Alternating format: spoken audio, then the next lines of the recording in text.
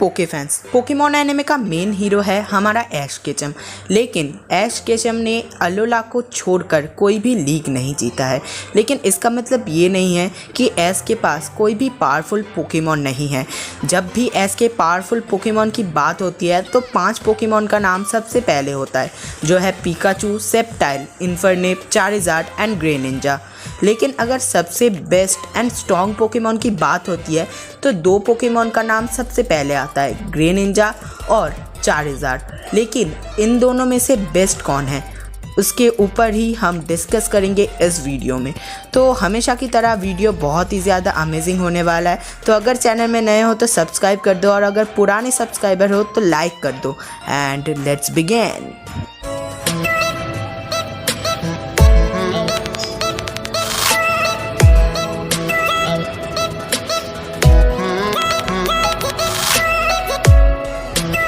तो Charizard and Greninja दोनों Pokemon के फ़ैन फॉलोइंग काफ़ी ज़्यादा है एंड दोनों का पार्ट भी काफ़ी ज़्यादा अच्छा है।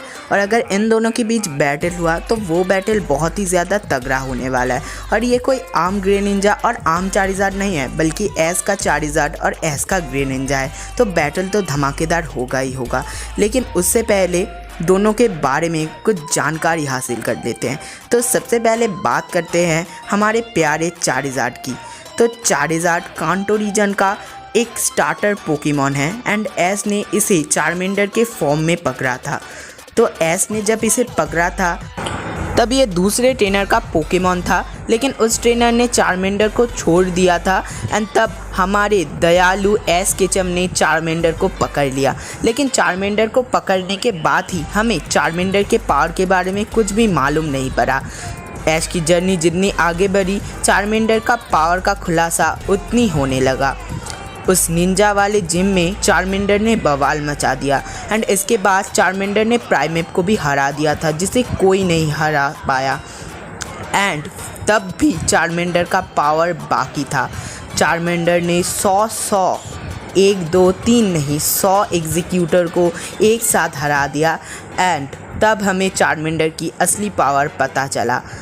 लेकिन तब तक हमारा चार्मेंडर 4 मिलियन बन चुका था एंड 4 मिलियन बनने के बाद 4 मिलियन ने ऐश की बात मानना छोड़ दिया एंड ऐश ने भी 4 मिलियन को ट्रेनिंग देना छोड़ दिया, क्योंकि वो कैसे ट्रेनिंग देता, वो तो ऐश की बात ही नहीं सुन रहा था। एंड जल्द ही 4 मिलियन चारिज़ार्ड में विकसित हो गया एंड चारिज़ार्ड में इवॉल्व होने के बाद चारिज़ार्ड ने पूरी तरीके से ऐश की बात मानना छोड़ दिया एंड ऐश ने भी चारिज़ार्ड को ट्रेनिंग देना छोड़ दिया। एंड इसके बाद हमें चारिज़ार्ड देखने को मिला मैगमार के साथ मुकाबले में, जहां चारिज़ार्ड ने मैगमार को हरा दिया। लेकिन मैगमार को हराने के बाद चारिज़ार्ड का घमंड और भी ज़्यादा बढ़ गया। लेकिन उस घमंड को तोड़ने के लिए ऑरेंज आइलैंड में पॉलीवर्थ की एंट्री हुई, जहां पॉलीवर्थ ने चारिज़ार्ड को बुरी तरीके से हरा दिया। एंड इसके बाद चारिज़ार्ड ने ऐश को समझा एंड ऐश ने भी चारिज़ार्ड को समझा। इसके बाद दोनों ने कड़ी ट्रेनिंग करके पॉलीवर्थ को फिर से चैलेंज किया एंड इस समय चारिज़ार्ड जीत गया। लेकिन फिर भी हमें चारिज़ार्ड की असली पावर शो नहीं हुई एंड इसके बाद वो मोमेंट आया जब ऐश ने चारिज़ार्ड को गुड बाय कहा। ऐश को पता चल गया था कि चारिज़ार्ड जैसे एक ताकतवर पोकेमॉन को ज़्यादा ट्रेनिंग की ज़रूरत है एंड चारिज़ार्ड घाटी में रुक गया एंड वहाँ उसने कड़ी ट्रेनिंग किया एंड जोटो लीग में फिर से वापस आया एंड जोटो लीग में चारिज़ार्ड ने बिल्कुल बवाल मचा दिया एंड आर्टिक्यूना के साथ बैटल भी घमासान रहा। तो ये थी चारिज़ार्ड की दास्तां। अब बात करते हैं ग्रेनिंजा की। तो ग्रेनिंजा कालौस रीजन का एक वाटर टाइप स्टार्टर पोकेमॉन है एंड ऐश ने इसे फ्रॉकी के रूप में पकड़ा था।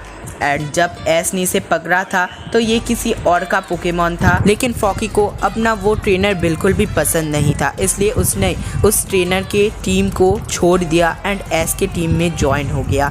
लेकिन फ्रॉकी बहुत ही ज़्यादा कमज़ोर था एंड ऐश ने उसे ट्रेनिंग दिया एंड फिर फ्रॉकी धीरे धीरे ताकतवर होने लगा एंड जल्द ही फ्रॉकी फ्रोगेडियर में इवॉल्व हो गया।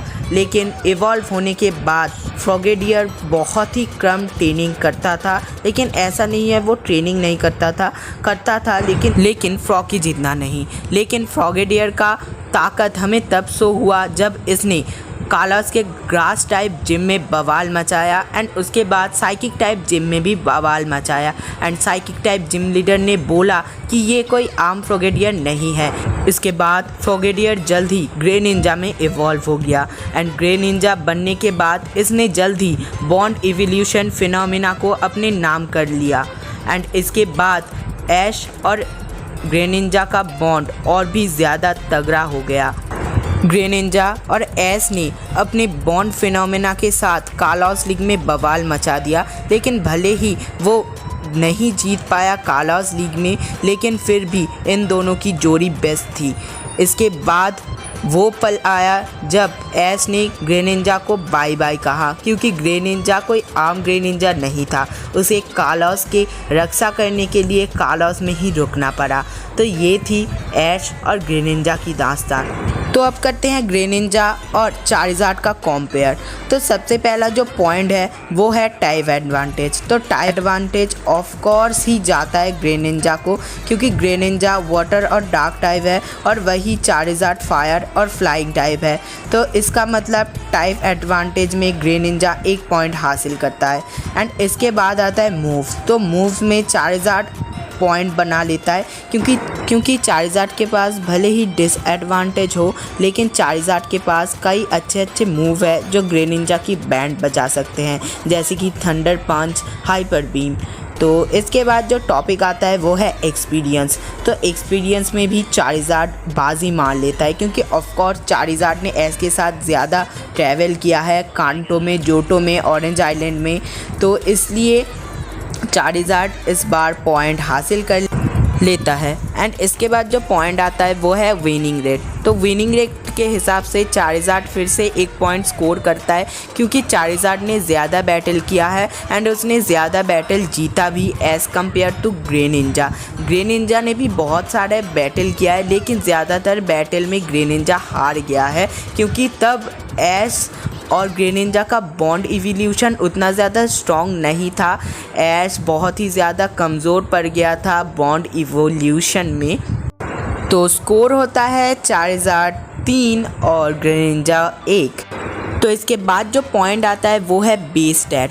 तो बेस स्टैट दोनों का काफ़ी ज़्यादा हाई है।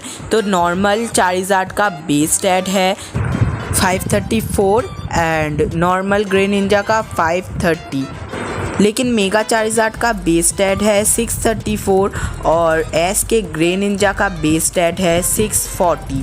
तो अगर नॉर्मल बैटल हुआ तो चारिज़ार्ड जीतेगा, और अगर किसी फॉर्म में बैटल हुआ तो ग्रे निंजा जीतेगा। तो मैं दोनों को ही सेम पॉइंट दूंगा। तो अभी पॉइंट होता है चारिज़ार्ड 4 एंड ग्रे निंजा 2। तो अब लास्ट टॉपिक है बॉन्ड विथ ऐश। तो दोनों का बॉन्ड सेम ही है करीब करीब, लेकिन यहाँ पॉइंट जाता है ग्रे निंजा को। लेकिन अगर चारिज़ार्ड कालॉस में आता तो उसे भी बॉन्ड इवोल्यूशन मिलता, लेकिन वो नहीं आया, तो छोड़ दो वो सब। तो अब स्कोर होता है ग्रे निंजा 3 एंड चारिज़ार्ड 4। तो मैंने तो सब कुछ बता दिया। अब तुम लोग कमेंट में मुझे बताओ कि तुम्हारे तौर पे कौन बेस्ट है, क्योंकि सबका अपना अपना ओपिनियन होता है, कौन बेस्ट है कौन नहीं, इससे कोई फ़र्क नहीं पड़ता। अब उनको तो बस पोकेमॉन से मतलब है, बस पोकेमॉन देखो, मेरे वीडियोस देखो, मज़े लो, और क्या चाहिए। कौन बेस्ट है कौन बेस्ट नहीं है, इससे क्या फ़र्क पड़ता है। ज़िंदगी के मज़े लो। मिलते हैं नेक्स्ट वीडियो में, ऐसे ही एक मज़ेदार वीडियो ले आऊँगा। तब तक के लिए ख़त्म। Bye bye, Tata.